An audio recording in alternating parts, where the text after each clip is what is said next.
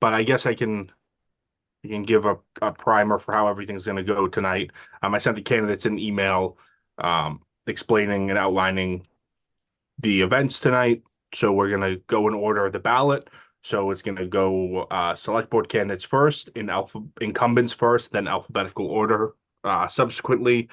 So first will be Maureen Doherty, and then Brendan Roach, and then Mark Corsillo. Scott Barbado will not be joining us tonight.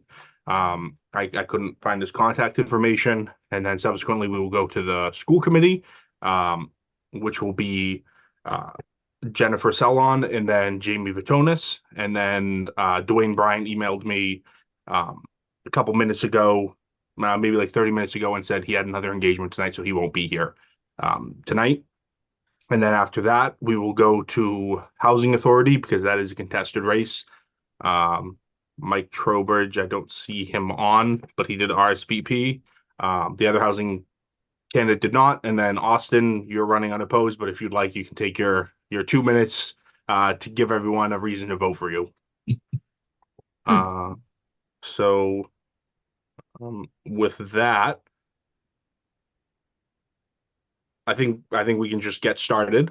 Um, so in terms of questions and answers, I'm only going to be timing you on your answers because sometimes people can lead with a lot of exposition for your questions, and we don't want one question to take up your entire Q&A section.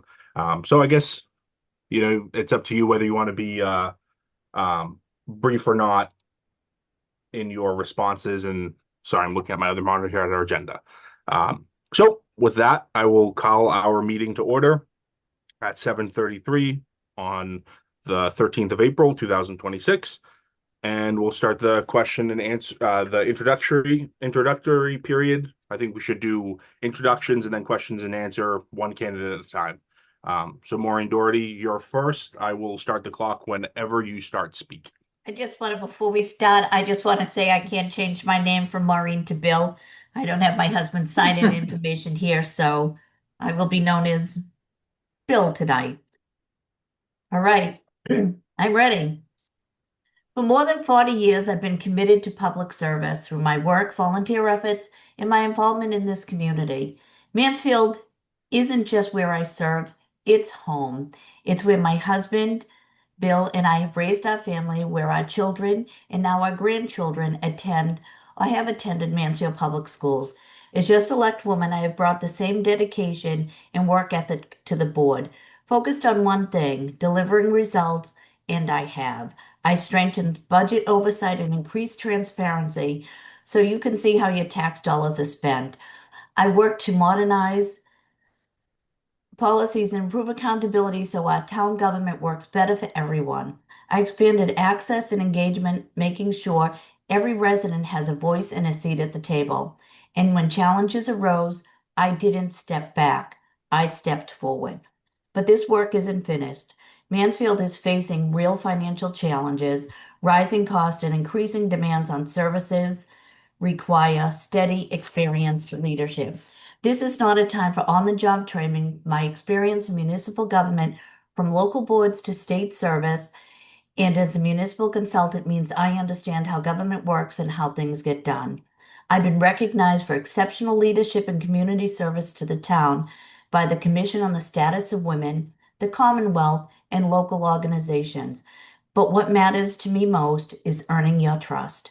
I've been listening to residents across Mansfield about our budget, our local community, economy, town services, and the need for clear, accessible communications. I hear you, and I'm committed to continuing that work with integrity, transparency, and accountability. That's why I'm running for reelection, and I hope that I could ask you for your votes and that you would support me on May 12th. Thank you. Awesome. Thank you, Maureen. A minute and 58 seconds. Uh, I had that timed. so with that, we can open it up to questions and answers for Maureen. Um, unless you folks, I guess I should ask the consensus of the committee, unless you folks just want to hear 2 minutes from all the candidates and then do questions and answers after. Okay, I'll make an executive decision then. So Maureen, Does anybody have any questions for Maureen? If you do, raise your hand, and I can call on you in one of the squares or electronically. Sharon, you're the first one up. Okay, thanks, Maureen, for your statement. And my question might be repeated to all the candidates that are here. But I'm wondering, as a select board member, what your reasoning was for not supporting the override that is in the warrant. So honestly, we're not ready for the override right now. There was a number that was picked that was $2 million, and we haven't finished our contracts with the town. We also had a late addition to the equation on funding, whether an override or whether we do a debt exemption, and really haven't looked at that thoroughly. And one of the things with the current budget as it is, if it was an override, it doesn't really address some of the structural issues that are missing in our budget, meaning we can't support any additional staff to the firefighters. We haven't looked at, like with the debt exemption, how if we took the debt out of the budget, that would also take that $900,000 that we're paying for that athletic upgrades to the high school be out of free cash, because now that comes out of free cash. And I think you sat on CIP for just a short time, and we couldn't do anything this year. This year, our free cash will pay for the study, not the study, but the schematic design for the new roof for the Jordan Jackson School. And that was $200,000. And then the remainder of the available free cash went to the MIS drone overlook of all our facilities. So everything else was then spoken for, especially taken up with the field of ice. So I just didn't think it was the right thing strategically for the town. And I have to disclose, I do have children that work in the school, so I can't ever talk about, I need to always abstain from anything in state. I cannot talk about wages or salaries in the school department. And those were my reasons why. Thank you. Okay.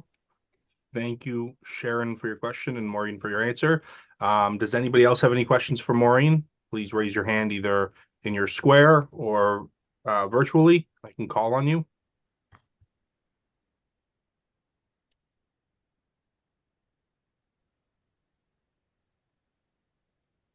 Going once. Going twice. 3 times. Is there somebody that I'm missing? No?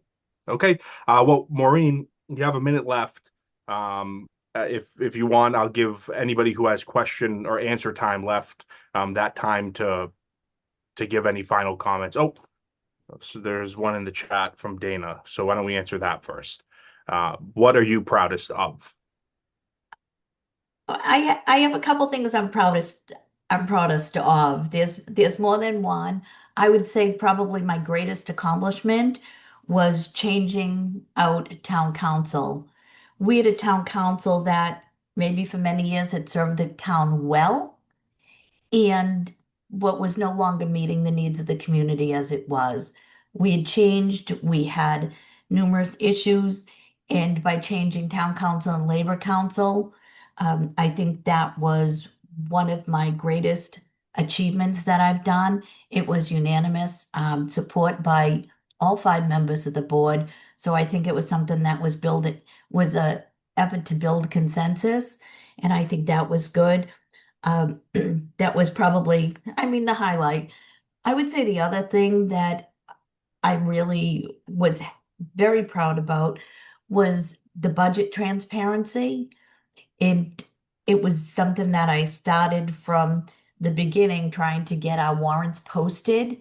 And it took a while, but all of the town's warrants, every bill that we pay is posted on the town accountant's page. So if anybody had a question, wanted to see who we pay and how much are we paying our vendors, it's right on the town accountant's page. It just says vendor warrants on it, and that is the invoices every month. Awesome. Thank you, Maureen. Sorry, your time. Okay. I just wanted to let you finish your thought. All right. Thank you. Awesome. Thank you, Maureen. We will move on to Brendan. Brendan, you can have your 2-minute introduction, and then we'll move to the question and answer period. I apologize, it's kind of quick. Yeah. We just have a lot of candidates to get through. So, but I was taught by a previous town moderator in Mansfield that brevity is the key to success. So, Brendan, you can have your 2 minutes. I'll start the clock whenever you That's start good. talking. Thank you. Thank you, Constance, and thank you everyone for joining us tonight and allowing me to have the opportunity to speak with you. As many of you know, my name is Brendan Roach. I'm running for re-election for the select board. I've been on for the past 3 years, and it's been an unforgettable 3 years. There's been a lot of that have happened. As many of you know, my background is in architecture. I started on the master plan committee and worked my way into the planning board and then onto the select board 3 years ago. The main reason I'm running is to continue to work to make sure that the opportunities that I had growing up in Mansfield are also provided to those growing up today and those who still live in Mansfield, making sure that we are making Mansfield as affordable and accessible to everyone, and to continue the economic development of downtown and to build on what has already occurred and improve what we can.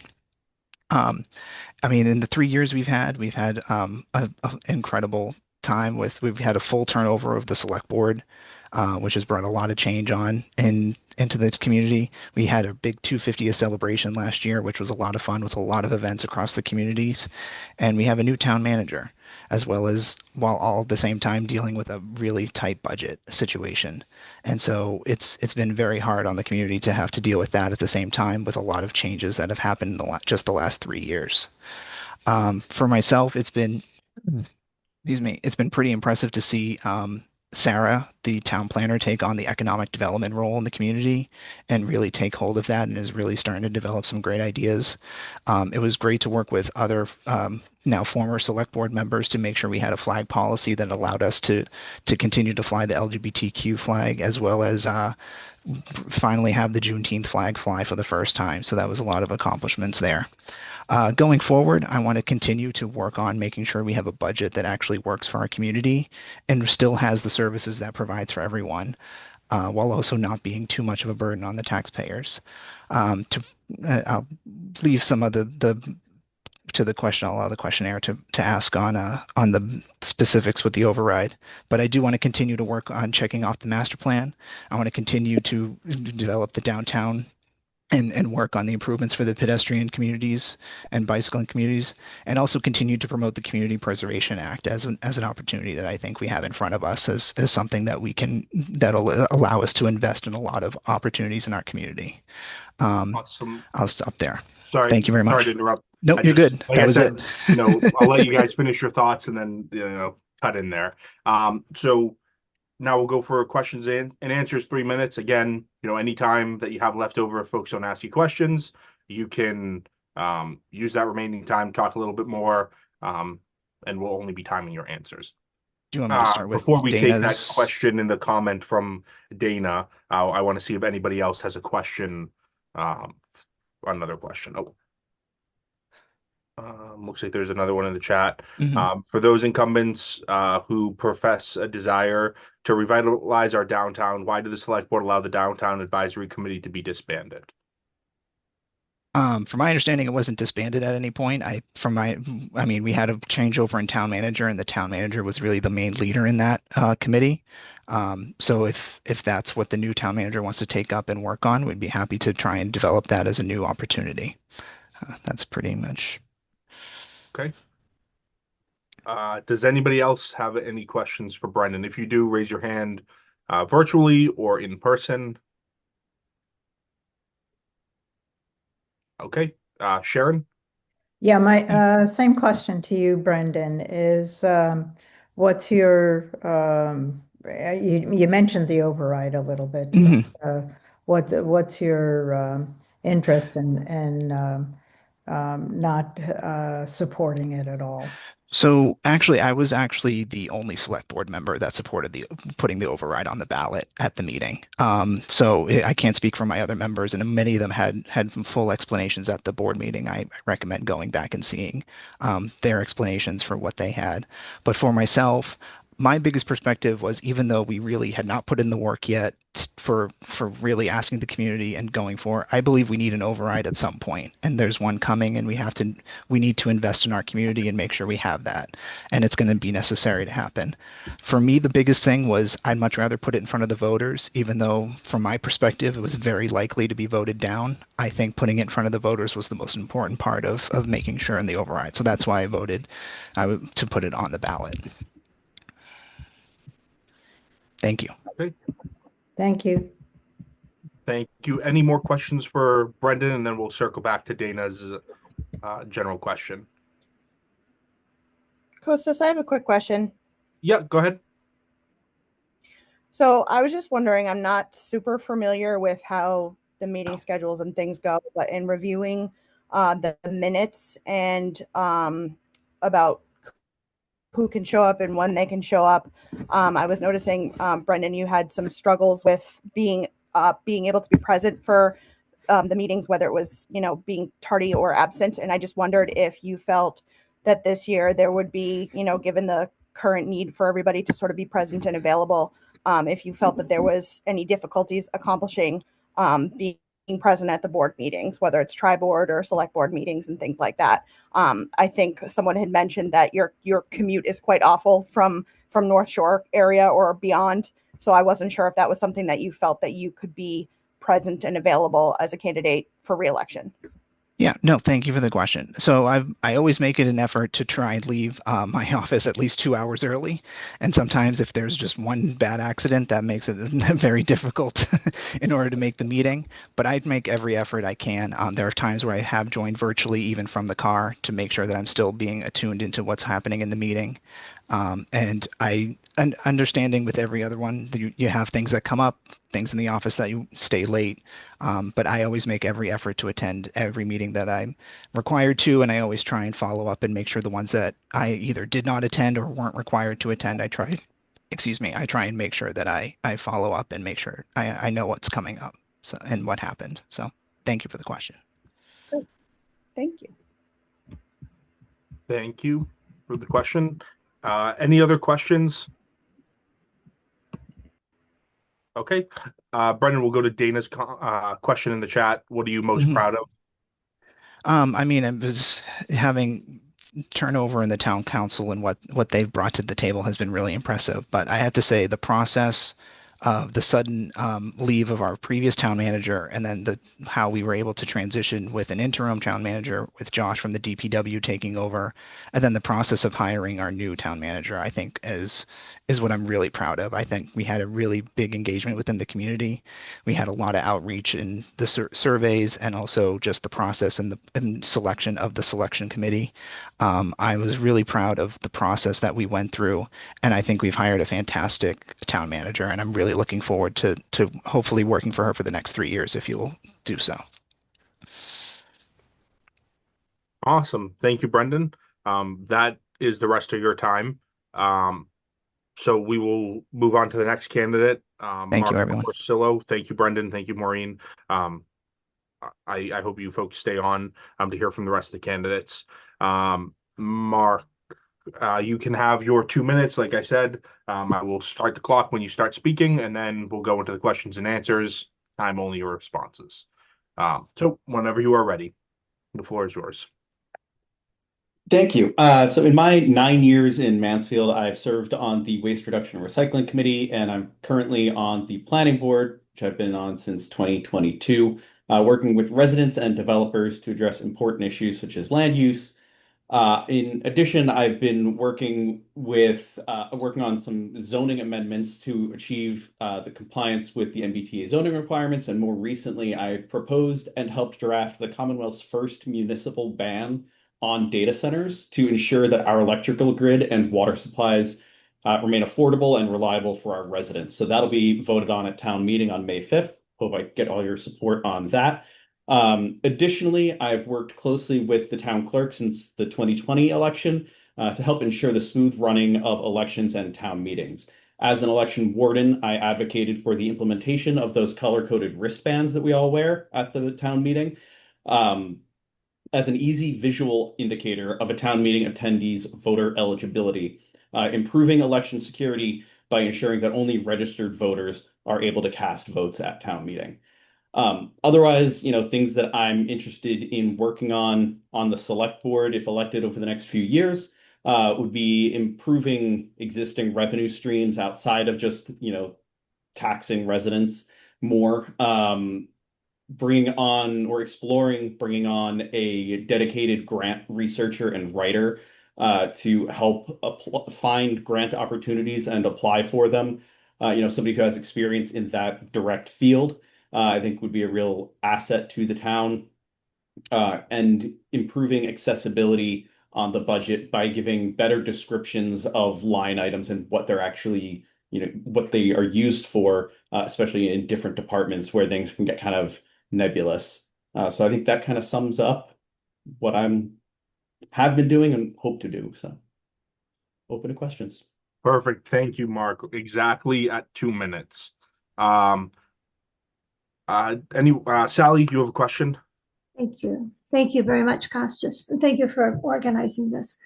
So, Mark, I'm really so pleased with all the different work that you do for the town, but especially the town clerk's office, because that's really important. If you had been on the select board, would you have approved the mail-in ballot application postcard mailing? I would have voted to send out mail-in ballots. I did serve very briefly as a registrar of voters, where I supported the same.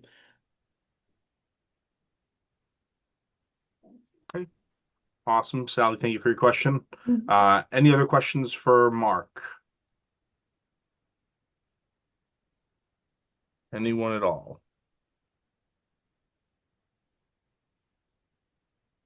Okay. Mark, I know Dana's question is she just targeted towards incumbents, but since you have some time left, what is something that you're most proud of in the different municipal experience that you have had?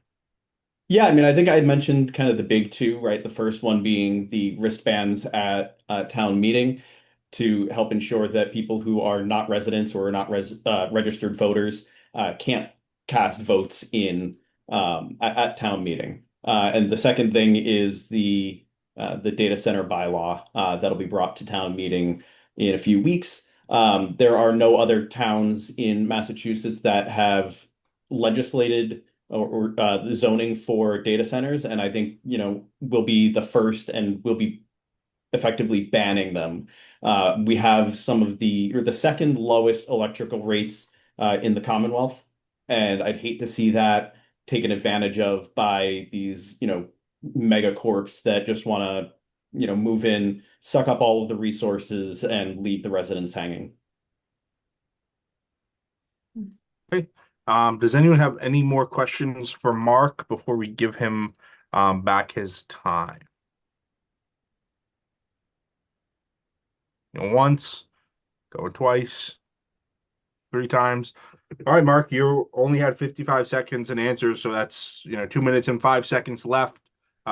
If you wanted to speak more about anything, or you can yield your time back. Yeah, I mean, I'll just point people to my website, markcorsillo.com. Easy enough to remember. A lot of what's up there is the stuff that came up during the last election back in 2023, but a lot of the points still stand. If there's anything else that people are interested in, feel free to reach out on Facebook, or Costas can share my contact info directly, or selectboard@markcorsillo.com.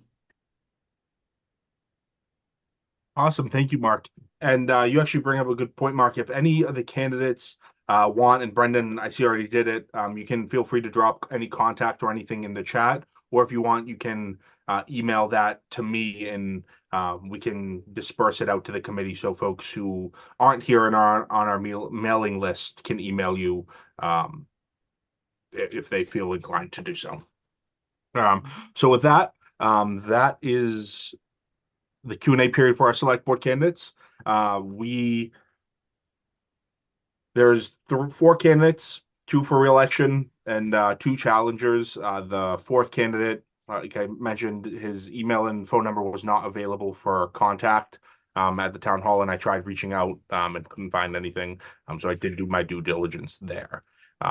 So with that, we will move on to the school committee, and we will start with Jennifer Sellon, keeping in line with our alphabetical and in order of the ballot. So Jen, same thing. If you want to take your 2 minutes, and then we'll do the questions and answer period right after that.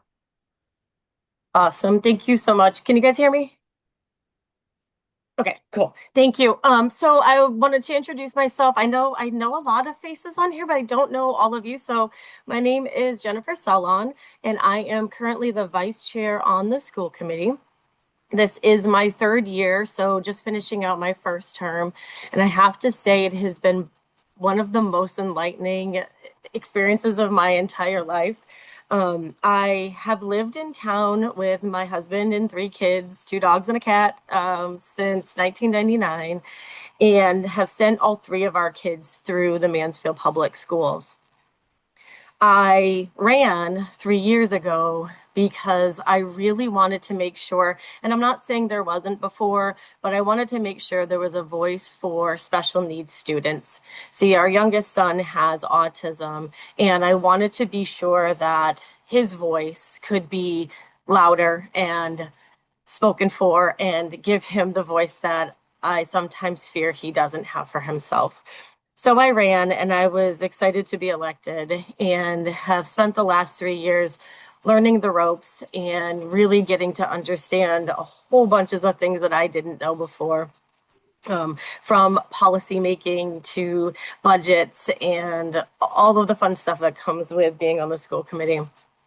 I will say, I like to tell people that being on the school committee, it's so different from being on the select board, because we probably do about half of what you think we do, but we are responsible for about twice as much as you think we are. So I will kind of leave it at that and open it up for whatever questions you have. So thank you. Awesome. Thank you, Jen. Does anybody have any questions for Jen? If you do, raise your hand in the chat, or I'm virtually or in person, and I will call on you, or feel free to put a question in the chat.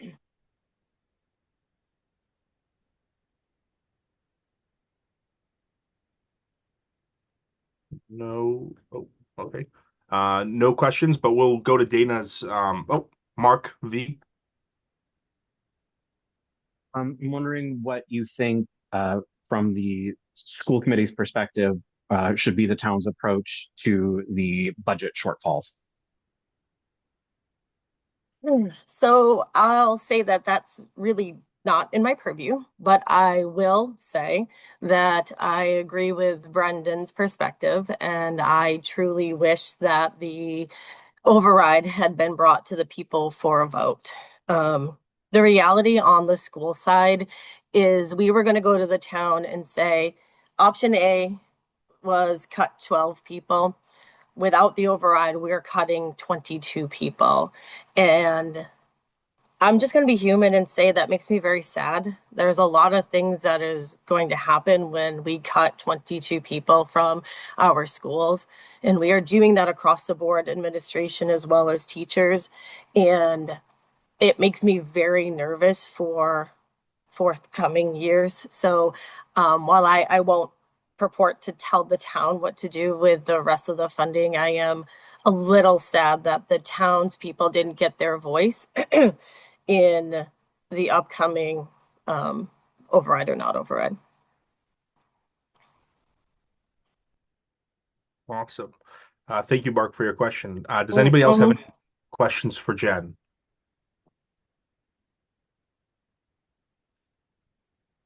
Okay. Well, Jen, we'll go to Diane Reedy. Yeah. Put in the chat. Can you Hi, Ann clarify Reedy. what you mean? People think school committee does half of what you think we do. Are you referring to limits on authority?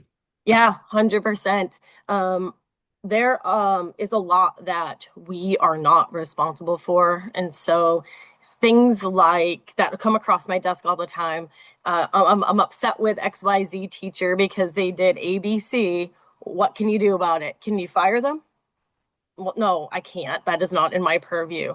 I can suggest you talk to their principal, and if you don't get where you want to with the principal, I can suggest that you talk to administration, but that is not within the school committee's purview. So, Excellent. thanks for the question, Diane. That was a very good question. Yeah. Does anybody else have any questions for Jen before we jump to Dana's question for everyone? No? Okay. Jen, what are you most proud of in your time serving on the school committee? Yeah, super easy. I am really, really proud of the process we went through to select the new superintendent of schools, and I am very happy with the choice we came up with. I feel like we were extremely transparent throughout the entire process. We held forums left and right for students, for teachers, for parents, and listening sessions and surveys. And we had a really, really great search committee. And then I really appreciated all of the live questions and all of that. And I really feel like through that, we got a very, very strong superintendent who is already devoted a lot of her time to really looking at the finances and coming up with creative new ways to try and work through the budget problems that we know we're all facing. Awesome. Thank you. And any other questions? Jen has about 22 seconds left. If anyone wants to ask her a rapid fire question or a couple yes or no's. Going once, going twice, going 3 times. All right, Jen, thank you for joining us. You have 22 seconds left if you wanted to give any final messages to the DTC. Yeah, I just wanted to say thank you so much. I don't believe I got to speak in front of you. I don't remember why 3 years ago. So I appreciate you inviting me here today and getting to speak with you and just getting to kind of get to know what's important to you all. So thank you. I appreciate that. Thank you for coming, Jen.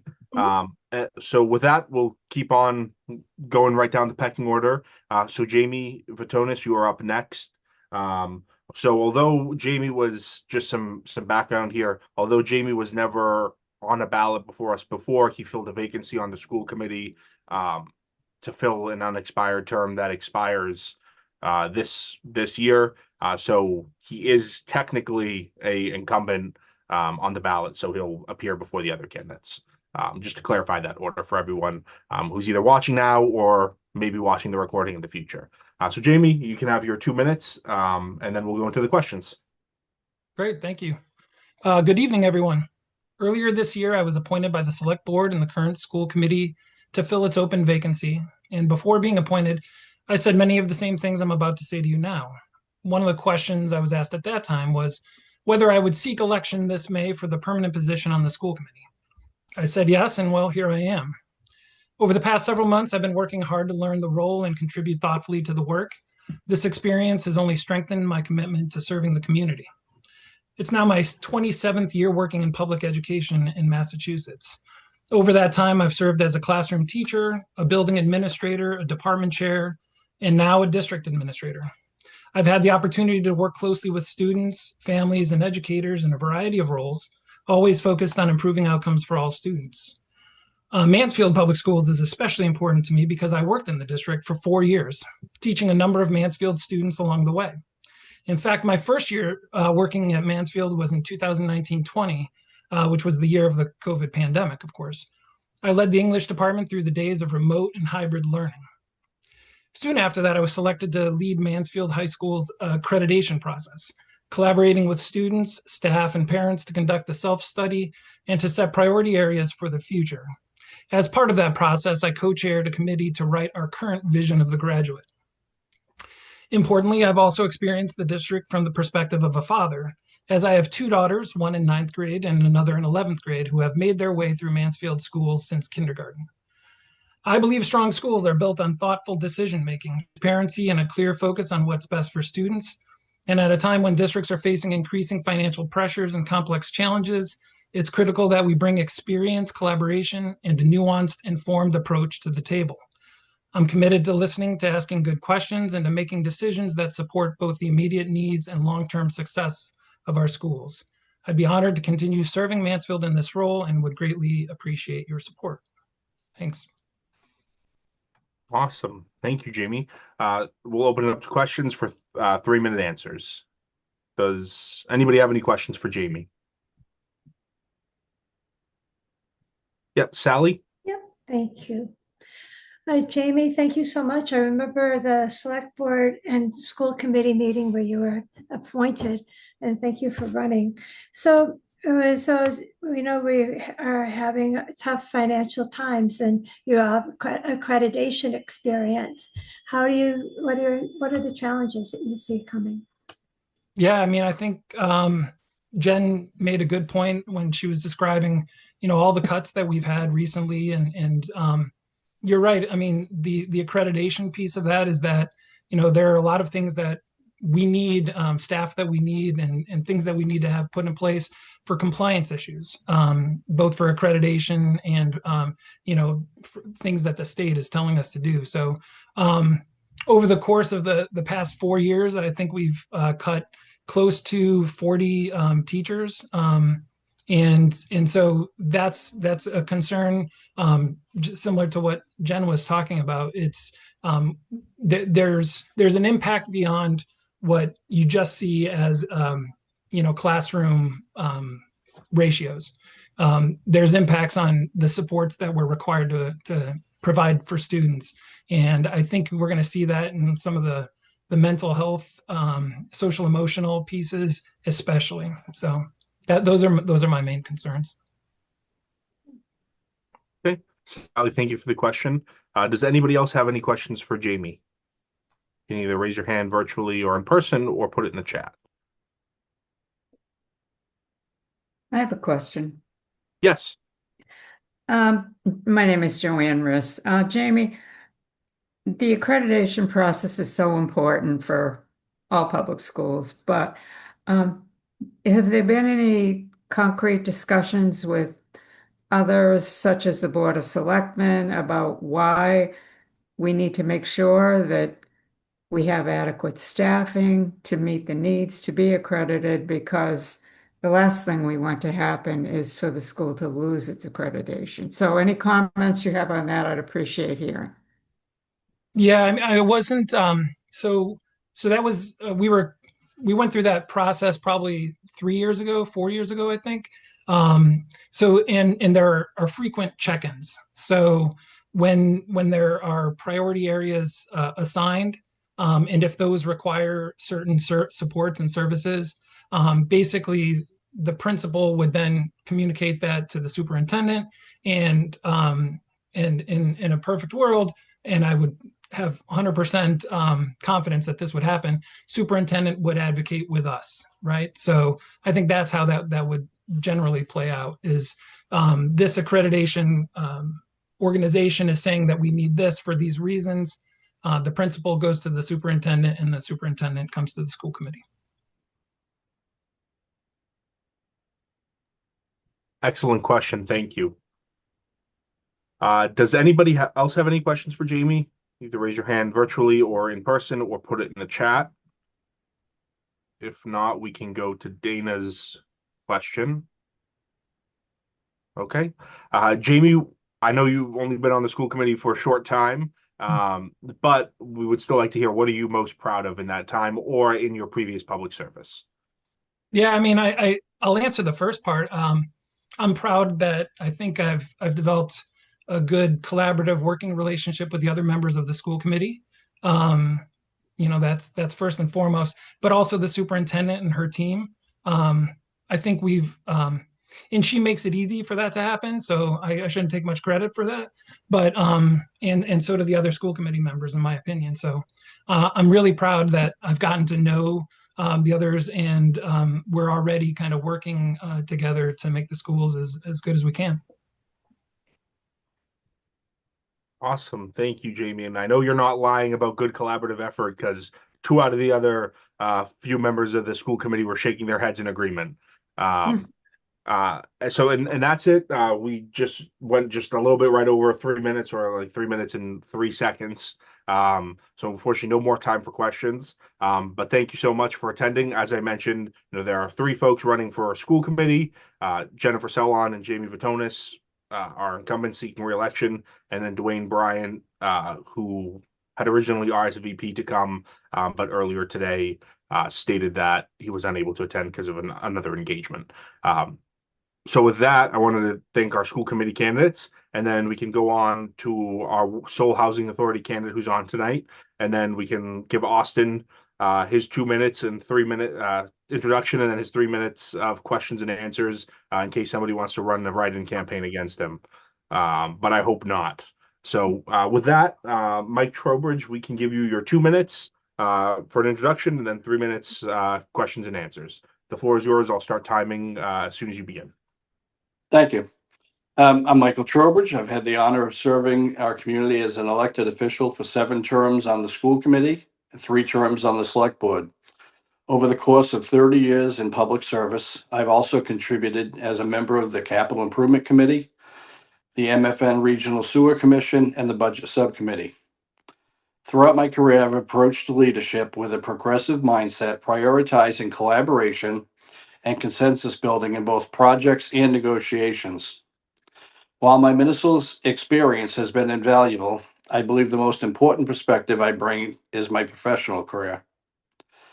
I have spent 48 years working in land surveying and land planning, experience that provides practical insight into the development, infrastructure, and long-term community planning. Massachusetts is currently facing a severe shortage of public housing for seniors, with more than 184,000 individuals on waiting lists for subsidized units. Far too many are at risk of housing instability or homelessness. This crisis is driven by an aging population, rising rents, and decades of underinvestment in new housing, despite recent efforts such as the Affordable Homes Act. Here in Mansfield, we have not significantly expanded our public housing inventory in nearly 40 years. Thanks to the forward-thinking efforts of the current housing authority, a promising project is now underway that could bring 50 or more new units to our community. I'd like to extend my sincere thanks to the board members for their leadership, and especially to Mary Kate Flynn, who is stepping down after a long and dedicated career. Thank you, Mary Kate, and I wish you the best in your next chapter. If elected, I will work collaboratively with the current housing authority members to maximize the potential of this project and meaningfully expand our housing opportunities for the seniors. I respectfully ask for your consideration on May 12th. I hope to bring my experience, skills, and commitment to an already strong board. Thank you.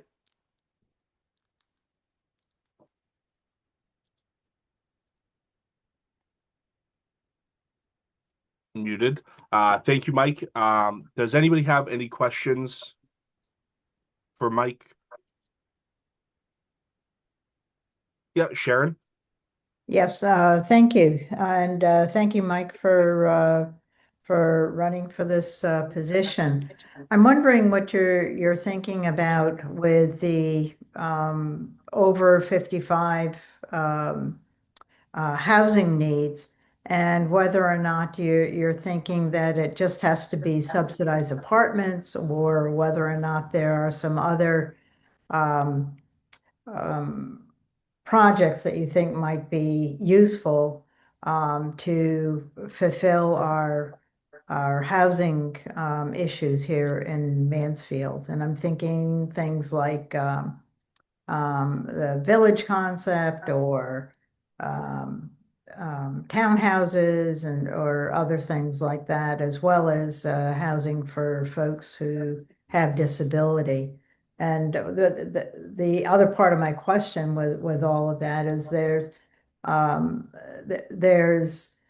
been a lot of talk about the fact that we've met our percentages, but we still need to do more. I mean, I would agree with you. I think we need all of those above that you just talked about. And just because we've met our quota doesn't mean that we've fulfilled the need. There's a great need there. There's people, I mean, for years, all I've heard is people who get on a list and they are like hundreds away from ever getting housing. Um, many of them kind of wait till, they're at a point where they need it, which I think is sometimes a disadvantage that you've waited that long, or to the last minute to do that. And there's a ranking system from what I understand, and depending on what your needs are to get up there. But I mean, things like the village concept.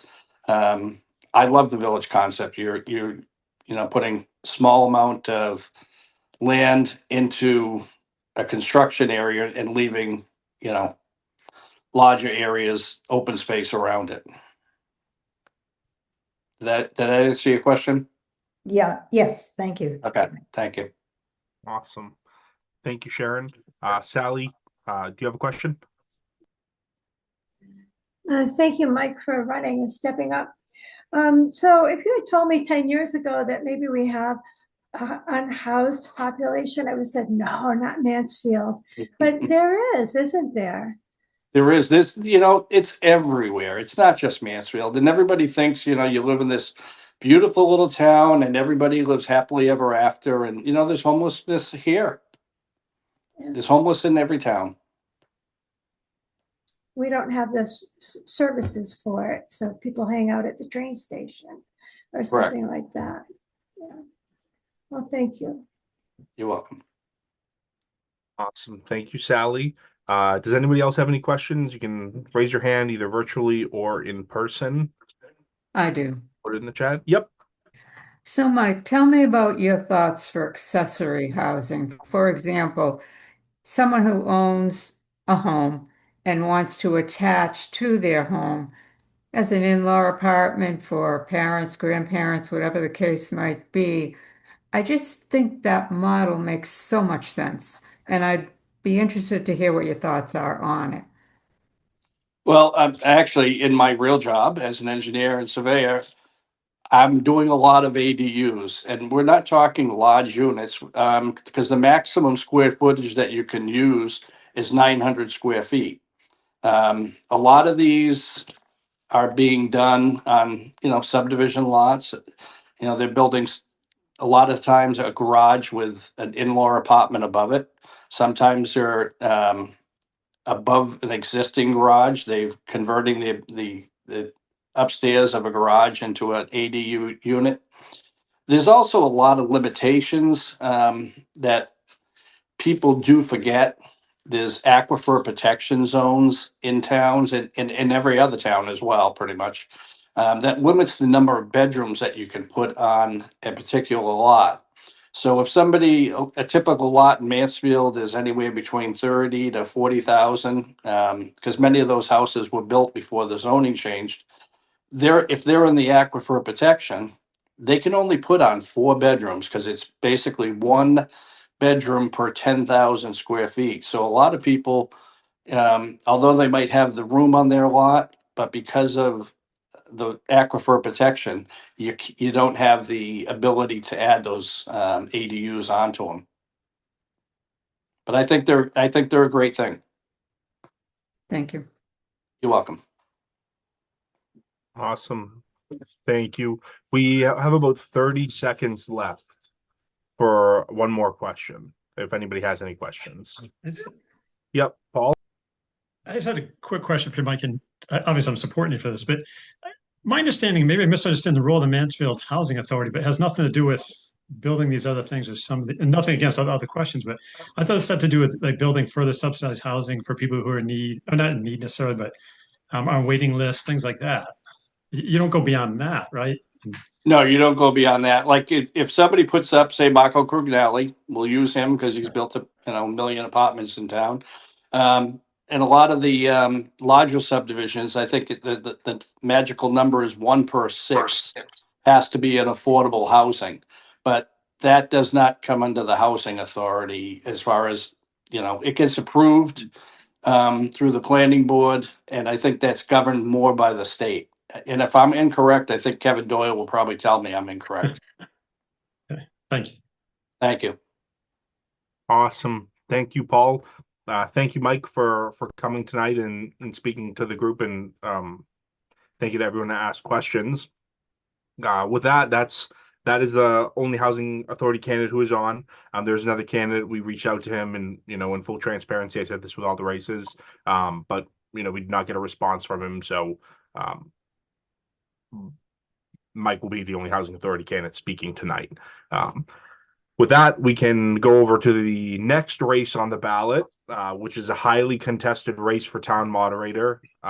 Austin, if you want to have 2 minutes to introduce yourself, and if you want to take questions from the crowd, you're more than welcome to. I don't think anybody here will be voting for the other guy or woman. While our meeting doesn't have a time limit like town meeting does, I don't want to be responsible for us going to midnight, so I'll refrain from speaking. But if anyone has questions, of course, I'd be happy to